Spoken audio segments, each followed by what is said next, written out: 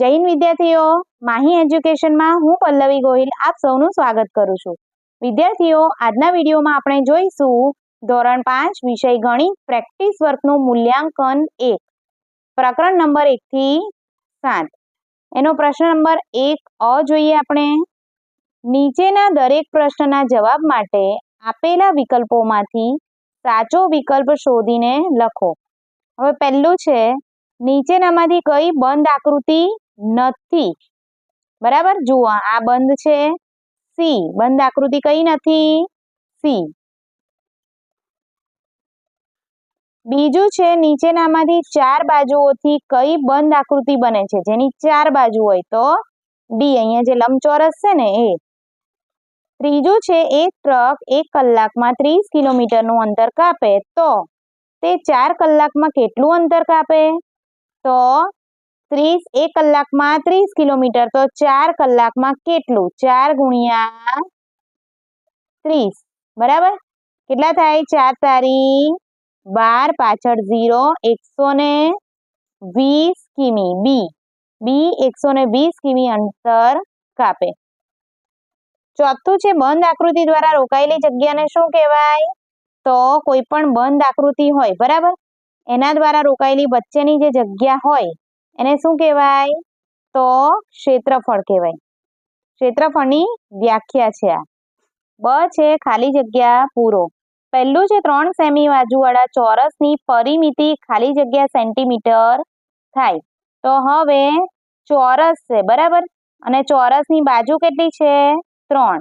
હવે 3 સેન્ટીમીટર આપી છે તો બધી બાજુ ચોરસની ચારે બાજુના માપ સરખા હોય, બરાબર, એટલે ચારે બાજુ કેટલી થઈ? 3 સેન્ટીમીટર થઈ। હવે ચોરસની પરિમિતિનું સૂત્ર છે 4 ગુણ્યા લંબાઈ, બરાબર, 4 ગુણ્યા અહીંયા લંબાઈ કેટલી છે? 3, 4 તારી 12 સેન્ટીમીટર।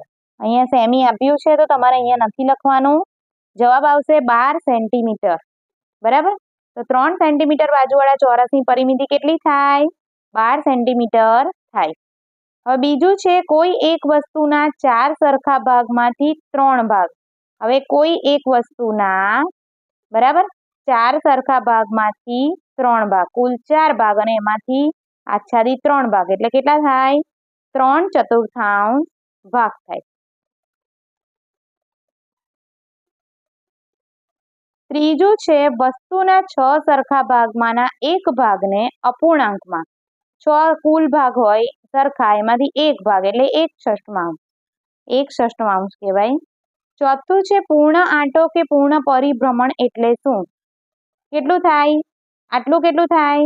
જુઓ, આ 90 થાય, બરાબર, આ 90, અહીંયા 90, આ પણ 90 અને આ પણ 90, એટલે આખું પૂર્ણ પરિભ્રમણ થાય તો 9 ચોક 36, પાછળ 0, બરાબર, કેટલા થાય? 360° થાય। આખું જ્યારે પરિભ્રમણ કરો પૂર્ણ એટલે કેટલું થાય? 360° થાય। હવે પાંચમું છે, 72,15,001, બરાબર, 72,15,001 વંચાય અને એમાં લીટી કરેલા અંકની સ્થાન કિંમત, તો લીટી અહીંયા 1 ની નીચે કરી છે તો પહેલા 1 લખીશું આપણે, પાછળ કેટલા અંક છે? 1, 2, 3 ને 4, તો 4 0 કરીશું, અહીંયા સ્થાન કિંમત થાય છે 10,000। પ્રશ્ન 2 છે, નીચેના વિધાનો માટે બોક્સમાં ખરા હોય તો ખરું અને ખોટા હોય તો ખોટું કરો। પહેલું છે, 10 એ 3 નો ગુણક નથી। હવે 3 નો ગુણક એટલે શું? તો 3 ના ઘડિયામાં, બરાબર, અવયવી એટલે 3 એકા 3, 3 દુ 6, 3 તારી 9, 3 ચોક 12, 10 આવે છે નહીં, તો આ જે નથી એ સાચું છે।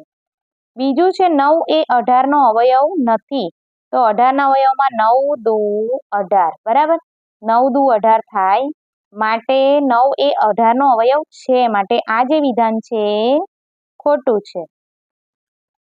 ત્યારબાદ ત્રીજું છે, દરેક સંખ્યાનો નાનામાં નાનો અવયવી તે સંખ્યા પોતે જ છે, તો હા, 3 નો નાનામાં નાનો અવયવી 3 એકા 3, સંખ્યા પોતે જ એટલે સાચું। ચોથું છે, એ દરેક સંખ્યાનો અવયવ નથી, તો ખોટું। 1 એ દરેક સંખ્યાનો અવયવ છે, દરેક સંખ્યાના ઓછામાં ઓછા 2 અવયવ તો હોય જ, એક એ સંખ્યા પોતે અને બીજું 1, પાંચમું છે 3ના માત્ર 2 જ અવયવ 1 અને 3 મળે. તો 3 અવિભાજ્ય સંખ્યા છે માટે એના 2 જ અવયવ મળે 1 અને 3. 3 એકા 3 એટલે 1 અને 3. બ છે નીચેની દરેક આકૃતિને 1/2 એટલે કેટલું? તો ઊંધું. બરાબર, 6 કલાક જેટલું. પરિભ્રમણ આપતા આકૃતિમાં થતા ફેરફાર દોરો. હવે શું કરવાનું? તો વસ્તુ જે હોય એનાથી ઊંધું જ કરી દેવાનું. હવે આ જે સીધો મગ છે એને આપણે કેવો કરીશું? ઊંધો કરીશું. બરાબર, અને ઊંધો મગ કરીશું. આ જે છે એને આપણે શું કરીશું? તો આ ઊંધું થઈ જશે. અને ત્રીજી જે આકૃતિ છે એને શું થશે? ઊંધી. એને ઊંધી ફેરવશો તો પણ એની એ રહેશે. જુઓ, આ મગ આ રીતે ઊંધો કરીશું અને આ બીજી જે આકૃતિ છે એ 1/2 પરિભ્રમણ થતા આવી બનશે. ક છે નીચેની દરેક આકૃતિને 1/3 પરિભ્રમણ આપતા આકૃતિમાં થતો ફેરફાર દોરો. 1/3 એટલે આટલું. બરાબર, 1, 2 ને 3 ભાગ છે ને એમાંનો 1 ભાગ. કેટલું થયું? આટલું, એટલે 4 કલાક જેટલું. 4 કલાક જેટલું આપણે આકૃતિને ફેરવવાની છે. તો જોઈએ આપણે, આ જે આકૃતિ છે આની આ જ રહેશે. બરાબર, અહીંયા જશે, આ ખાનું અહીંયા અને આ અહીંયા. પણ આ જે આચ્છાદિત ભાગ છે એ અહીંયા આવી જશે. બરાબર, આ નીચેનો ભાગ આચ્છાદિત થશે અને આ જે છે ખાલી રહેશે. બીજી આકૃતિ અહીંયાથી અહીંયા આવશે. બરાબર, કોઈ ફેર પડે નહીં. અને ત્રીજી આકૃતિ એમાં પણ બધા ખૂણાના માપ સરખા છે એટલે કોઈ ફેર પડે નહીં. આ આકૃતિ અહીંયા આવશે તો પણ ફેર પડે નહીં. જુઓ, આ આકૃતિ જે પહેલી છે એમાં આચ્છાદિત ભાગ આ રીતે નીચે આવશે. આ રીતની આકૃતિ બનશે. પ્રશ્ન નંબર 3 છે નીચેના પ્રશ્નોના ઉકેલ મેળવો. પહેલું છે એક બોક્સમાં 17 કેરી સમાય છે, તો આવા 16 બોક્સમાં કેટલી કેરી સમાય? જુઓ, બોક્સ અને કેરી. એક બોક્સમાં 17 કેરી સમાય તો 16 બોક્સમાં કેટલી? તો આ રીતે આપણે શું કરીશું? તો અહીંયા ક્રોસ ગુણાકાર કરીશું. 16 ગુણ્યા 17. હવે 16 ગુણ્યા 17 કરીશું એટલે કેટલા આવશે? જુઓ, 1 છંગ 6, 1 એકા 1, 7 છંગ 42, 7 એકા 7 ને 4 11, 2, 6 ને 1 7, 1 ને 1 2. બરાબર, 272. તો શું થશે? જવાબ કરીને લખીશું 16 બોક્સમાં 272 કેરી સમાય. બીજું છે સોહમ દર મહિને ₹40 ની બચત કરે છે, તો તેની કુલ બચત કેટલા મહિને ₹360 થશે? અહીંયા રૂપિયા આપ્યા છે, આપણે શું શોધવાનું છે? તો મહિના શોધવાના છે. તો આપણે આ રીતે પદ મૂકીશું, બચત રૂપિયામાં અને મહિના. 40 રૂપિયા એક મહિનામાં બચત કરે છે તો 360 રૂપિયા કેટલા મહિનામાં કરશે? ક્રોસ ગુણાકાર 360 ભાગ્યા 40 આવશે. 0 0 કટ, 9 ચોક 36 થાય, 4 4 ઉડી ગયા, 9 રહ્યા. તો પાછળ એકમ શું આવશે? મહિના. જવાબ કરીને લખીશું આપણે સોહમની બચત 9 મહિને 360 રૂપિયા થશે. હવે ત્રીજું જે છે એમાં શું છે? તો ત્રીજામાં છે 48ના અવયવ લખો. તો જુઓ, 48 નું 48 એકા 48, 24 દુ 48, 12 ચોક 48, 16 તાળી 48, 8 છંગ 48. માટે 48ના અવયવ કયા થાય? 1, 2, 3, 4, 6, 8, 12, 16, 24 અને 48. પ્રશ્ન નંબર 4 છે સૂચના મુજબ કરો. પહેલું 12 સેમી લંબાઈ અને 5 સેમી પહોળાઈવાળા લંબચોરસનું ક્ષેત્રફળ શોધો. હવે લંબચોરસનું ક્ષેત્રફળનું સૂત્ર. લંબચોરસનું ક્ષેત્રફળ લંબાઈ ગુણ્યા પહોળાઈ. કેટલું છે? અહીંયા 12 સેમી લંબાઈ છે અને 5 સેમી પહોળાઈ છે. તો 12 ગુણ્યા 5 કરીશું. 12 પંચા 60. 60 ચોરસ સેન્ટીમીટર લંબચોરસનું ક્ષેત્રફળ થાય. બીજું છે 6 સેમી બાજુવાળા ચોરસની પરિમિતિ શોધો. ચોરસની પરિમિતિનું સૂત્ર છે 4 ગુણ્યા લંબાઈ. હવે 4 લખીશું અને 6 સેન્ટીમીટર લંબાઈ છે તો 6 બરાબર. તો 4 છંગ 24, તો 24 સેન્ટીમીટર ચોરસની પરિમિતિ થઈ. ત્રીજું છે નીચે આપેલી ઘડિયાળમાં બે કાંટા વચ્ચે બનતો ખૂણો કાટકોણ છે. કાટકોણથી નાનો કે કાટકોણથી મોટો તે જણાવો. કાટકોણ છે, કાટકોણથી નાનો છે કે કાટકોણથી મોટો. જુઓ બે ઘડિયાળ આપી છે. કાટકોણ એટલે શું? તો કે આ રીતે બને ને એ કાટકોણ બરાબર. એટલે શું થાય? 3 કલાક પર બને એ કાટકોણ. ઘડિયાળમાં હંમેશા યાદ રાખવાનું 3 કલાક થાય એટલે કાટકોણ લખી દેવાનું બરાબર. હવે આ શું થાય છે? તો અહીંયાથી જુઓ 1 2 3 ને 4 4 અંક વધી જાય છે માટે શું થાય? કાટકોણથી મોટો. અને આ કેટલો છે?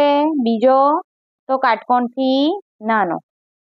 ચોથું છે નીચેની આકૃતિઓને 90 અંશનું પરિભ્રમણ આપતા કેવી દેખાશે તે દોરો. જુઓ પહેલી આકૃતિ દેખાશે આ રીતે. હવે 90 અંશ એટલે કેટલા? તો આટલા બરાબર. એટલે જે સીધી હશે એ જમણી તરફ આકૃતિ વળશે આ રીતે બરાબર. જમણી તરફ વળશે, આ દિશામાં આકૃતિ વળશે.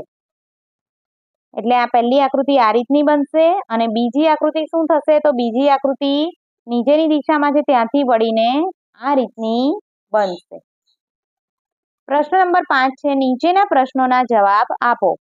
પહેલું છે નીચેની વિગતના આધારે કઈ સંખ્યા છે તે જણાવો. તે 100ના અડધા કરતાં મોટી છે. 100ના અડધા એટલે 50, એના કરતાં મોટી છે. 8ના 10 ગણા 80, એનાથી મોટી. અને 9ના 10 ગણા 90થી નાની. એટલે 80 અને 90ની વચ્ચેની સંખ્યા છે માટે આપણે દશકનો અંક તો મળી જ જાય બરાબર કે 8. હવે દશકનો અંક એકમના અંક કરતાં 5 વધારે છે. આ 5 વધારે છે તો હવે આમાંથી 5 માઇનસ કરીને આપણે એકમનો અંક લખીશું. 8 ઓછા 5 3 બરાબર. એટલે શું થશે? અને પાછું બંને અંકોનો સરવાળો 11 છે તો 8 અને 3નો સરવાળો 11 થાય. તો હા, તો શું થશે? તો કે 83 સંખ્યા બનશે. બીજું છે પેટર્ન પૂર્ણ કરો. પહેલું જુઓ અહીંયા ટપકું છે અને આ રીતની છે. હવે ઉપર ટપકું ઊંધી થઈ ગઈ ડિઝાઇન, એમાં 2 લાઈન થઈ બરાબર. હવે ટપકું નીચે અને કેટલી લાઈન થઈ? 3 લાઈન થઈ. તો આપણે છેલ્લામાં ઉપર ટપકું અને કેટલી લાઈન આવશે? 4 લાઈન આવશે. બીમાં જુઓ આ શેપ છે, બધી જગ્યાએ આ જ છે. હવે શું છે? આમાં 1 લાઈન છે, આમાં 2 છે, આમાં 3 છે તો છેલ્લામાં શું આવશે? એ જ આકાર રહેશે, એમાં 4 લાઈન આવશે. જો 1 કિલોગ્રામ ટમેટાની કિંમત 24 રૂપિયા હોય તો 2.1/4 કિલોગ્રામ ટમેટાની કિંમત કેટલી થાય? જુઓ ટમેટા છે કિલોગ્રામમાં, કિંમત રૂપિયામાં. 1 કિલોગ્રામની 24 રૂપિયા છે માટે 2 કિલોગ્રામ 1/4 બરાબર કિલોગ્રામ. એની કેટલી કિંમત થાય છે તો જોઈએ આપણે. 2.1/4 કિલોગ્રામની કિંમત કેટલી થશે? તો જોઈએ એને આપણે સાદા પૂર્ણાંકમાં ફેરવી દઈએ મિશ્ર પૂર્ણાંકમાંથી. તો 4 દુ અહીંયા ગુણાકાર થશે. 4 દુ 8 ને 1 9/4. તો આપણે આની જગ્યાએ 9/4 લઈશું અને એને 24 સાથે ગુણાકાર કરીશું. 4 છંગ 24 થશે અને 9 છંગ 54 માટે 2.1/4 કિલોગ્રામ ટમેટાની કિંમત 54 રૂપિયા થાય. જો 1 કિલોગ્રામ દ્રાક્ષની કિંમત ₹56 હોય તો 3.1/2 કિલોગ્રામ દ્રાક્ષની કિંમત કેટલી થાય? જુઓ દ્રાક્ષ કિલોગ્રામમાં, કિંમત રૂપિયામાં. 1 કિલોગ્રામના 56 રૂપિયા માટે 3.1/2 કિલોગ્રામના કેટલા રૂપિયા? તો 3.1/2 કિલોગ્રામ. 3 દુ 6 વત્તા 1 7/2 થાય. હવે શું છે? તો 7/2 લખીશું ગુણ્યા 56 અહીંયા આપણે લખીશું. હવે 28 દુ 56 થાય માટે 28 લખીશું. 56 અને આપણે 2 ને ચેકી નાખીશું. હવે 28 ગુણ્યા 7 કરીશું. 28 ગુણ્યા 7, 7 અઠા 56 7 દુ 14 15 16 17 18 19 બરાબર 196 માટે 196 રૂપિયા. જવાબ કરીને લખીશું 3.1 કિલોગ્રામ દ્રાક્ષની કિંમત 196 રૂપિયા થાય. પાંચમું છે રેખાંકિત ભાગને અપૂર્ણાંક સ્વરૂપે દર્શાવો. જુઓ પહેલું છે એમાં જોઈશું 1 2 3 4 5 6 7 8 કુલ 8 ભાગ છે. એમાંથી છાयांકિત કેટલા છે તો 1 2 અને 3 બરાબર. કુલ 8 ભાગમાંથી 3 ભાગ 3 અષ્ટમાંશ થાય. હવે બાજુમાં છે બી એમાં કુલ કેટલા ભાગ છે 1 2 3 4 5 6 7 8 9 10 11 ને 12 કુલ 12 ભાગમાંથી છાयांકિત છે 1 2 3 ને 4 એટલે 4 ના છેદમાં 12 થાય. 4 12 થાય. હવે શું થાય તો 4 તારી 12 બરાબર. એટલે કે 3 સરખા ભાગ હોય એટલે 1 2 3 4 આ એક ભાગ 1 2 3 4 આ એક ભાગ અને 1 2 3 4 આ એક ભાગ 4 4 ના 3 ભાગ સરખા એમાંથી એક ભાગ બરાબર એક આખો ભાગ એટલે 1/3 પણ લખી શકાય. તો વિદ્યાર્થીઓ આ સાથે આપણો આજનો વિડીયો પૂર્ણ થાય છે. આની સાથે આપણું મૂલ્યાંકન 1 પણ પૂર્ણ થાય છે. તો આજનો વિડીયો તમને કેવો લાગ્યો કમેન્ટ કરીને જરૂરથી જણાવશો અને સાથે જ મારી ચેનલને લાઇક શેર અને સબસ્ક્રાઇબ કરી લેશો જેથી તમને આવા વિડીયો મળતા રહે. વિદ્યાર્થીઓ નીચે ટેલિગ્રામની લિંક મળી જશે જેમાં જઈને તમે સબસ્ક્રાઇબ કરશો તો ગણિત વિષયનું દરેક ધોરણનું ચેપ્ટર વાઇઝ તમને ત્યાં PDF સ્વરૂપે સોલ્યુશન મળી રહેશે. તો હવે મળીશું નેક્સ્ટ વિડીયોમાં નેક્સ્ટ ટોપિક સાથે. જય હિન્દ.